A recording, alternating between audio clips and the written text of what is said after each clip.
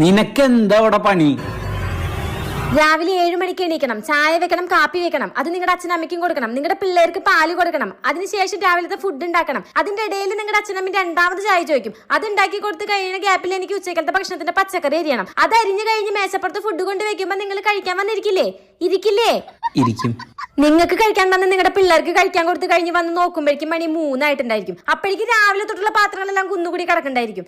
അത് തേച്ച് വെളുപ്പിച്ച് വരുമ്പോഴേക്കും അലക്കാനുള്ള തുണി ഒരു ലോഡ് ഉണ്ടായിരിക്കും. അതിന്റെ ഇടയിലായിരിക്കും നിങ്ങളുടെ അച്ഛൻ രണ്ടാമത് ചായ ചോദിക്കാം. ആ ചായ വെച്ചുണ്ടാക്കി കൊടുക്കുമ്പോ പിന്നെ അതിലില്ലാത്ത കുറ്റങ്ങളില്ല. അതിൽ പഞ്ചസാര ഇല്ല, കാപ്പിപ്പൊടി ഇല്ല, തേങ്ങില്ല, മാങ്ങില്ല. ഇതൊക്കെ കഴിഞ്ഞ് അലക്കിട്ട തുണി ഉണക്കി വെച്ച് കഴിഞ്ഞ് വരുമ്പോ നിങ്ങളുടെ അമ്മയുടെ ഒരു ചോദ്യം ഉണ്ട്, എന്താ മോളെ വീട്ടില് വിളക്കൊന്നും വെച്ചില്ലേന്ന്.